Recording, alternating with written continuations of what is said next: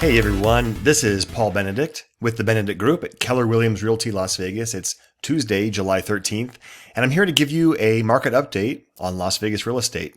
I'm sure you can imagine that the market is still very hot here. It's not only metaphorically hot, but it's also 113 degrees today, so temperature-wise, it's hot too, but that's not stopping all the buyer activity that's going on out there. It's a hot seller's market still. Buyers are scrambling over themselves to win properties. Let's talk about some of those details and what are the contributing factors to that. How many houses are listed for sale? Well, as of this morning, when I pulled this number, there are 3,726 houses listed in Las Vegas. If you check out this trend here, we've had 2 months of increases. Now, this is actually a very good sign. This is one of the bright spots in my report today, the fact that we've had 2 months of increases in inventory.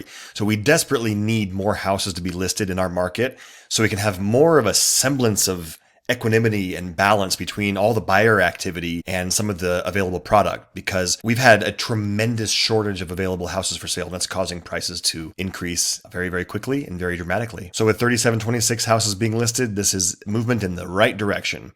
A few months ago, we were down as low as 2,543 houses for sale. And remember, we have a population of almost 2.5 million people here in Las Vegas. And in order to have a balanced market, the economists tell us we should have about 20,000 houses listed, which should give us about 4 to 5 months of available inventory. Well, speaking of available months of inventory, currently we have just 0.9 of a month, less than 1 month of inventory. Now, the way we arrive at this number is taking the amount of houses that we have currently for sale right now and dividing that by how many sold last month. So 4,364 houses sold in Las Vegas last month, which is a stronger number than May. We simply had more to sell, so more houses sold. And that gives us our absorption rate of 0.9 months. Now, again, this increase after 2 months is a very good thing. 4 to 6 months of inventory is what economists say is a balanced market. Sales price. If you are like many people out there and you are waiting to buy a house until next year or waiting until the prices settle down, I personally don't advise that at all. I personally do not think that prices are going to go down anytime soon. Of course, unless there's a major economic disaster or another pandemic or lockdown or something happens to the dollar or we go to war. But if you check out this price graph, so we've been steadily increasing. So look at these prices here. February, 355, March, 365, 377, 386. And then as of last month, June, we rounded out the month at 398. Now, this is the median price of a detached house in the greater Las Vegas area. Just single family residential houses. 398 is the median price. My goodness. So that's not going down anytime soon. We desperately need more houses to be listed. Now, the reason why the prices aren't going to go down, let me explain a couple things. What popped the bubble in 2008 that we had? Well, it was the fact that so many people who were buying houses didn't have any skin in the game. They were using 100% mortgages, exotic financing. They didn't have any investment in their home, so they were okay with walking away when they saw things getting shaky. Well, that's not the case here at all. People have equity in their homes now. Loans require down payments. Many of the transactions are being sold today to buyers who are paying above appraised value in cash. And of course, many transactions are going to cash buyers. So if you have equity in your home, let me ask you, how easy is it to walk away and let your house foreclose? Not likely. If you're having trouble making your payments or if you want to sell, you're going to just put your house on the market and sell it. And then sometimes people will say, well, what if a lot of people put their houses on the market at the same time? Isn't that going to be a flood of homes? Well, we desperately need a few more thousands of houses to be listed. Speaking of cash buyers, let's check this out. 31% of sales last month went to cash buyers. And same thing with May, 31. So that means a third of all sales are going to all cash. And so they're either investors or moms and pops who are just paying cash for their properties.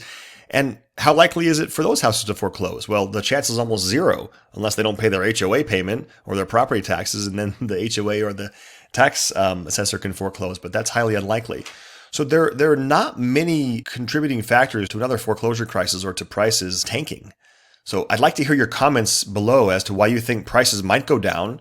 Let's talk about this because a lot of buyers do think that they're going to wait until next year for prices to go down. Now, what I do think will happen is prices will plateau and settle. Once more houses get listed, once the interest rates start rising, they will settle. And, there's always a tipping point, of affordability.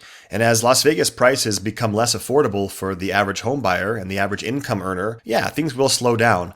But there's no reason why they're going to crash. In order for the prices to crash, we would need to see some factor cause buyers to stop wanting to buy.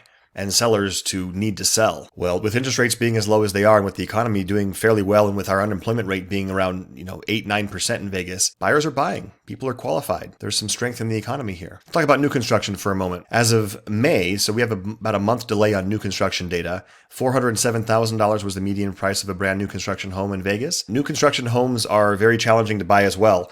Builders are having trouble getting building materials, getting labor, and most new homes are selling off of auctions or lotteries. So if you're curious about new homes, talk to me. I have some ins with some of the builders. I have some great connections and relationships with the reps at many of the new home subdivisions. It is challenging, but you need a good agent to help. The median price for condos and townhouses in Vegas is $218,000. That's up 16% from the year before. Oh, I didn't mention this price of $398 that we talked about is a 21% increase over last June. If you take all the local resale properties and lump them together, the median price for that is $365, and that's up 18%.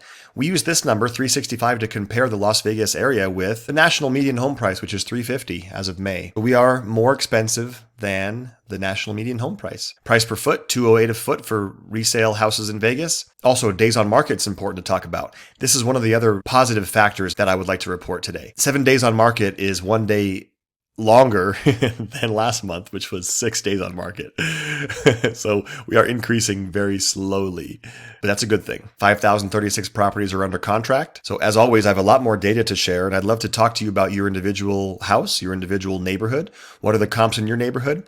I was just telling my office today when I gave this presentation to Keller Williams that if you're a homeowner and you're considering selling, the window of opportunity for this crazy hot market is slowly narrowing. As more houses get listed, as interest rates start to rise, as COVID becomes farther behind us, the balance will return slowly but surely, and it'll be harder and harder to get buyers to pay above appraised value and to pay your closing costs and to, waive their appraisal contingency. If you're considering selling, now is an excellent time. Talk to me. I'd love to share more info with you. Paul Benedict with Keller Williams Realty, signing off. Thanks for watching.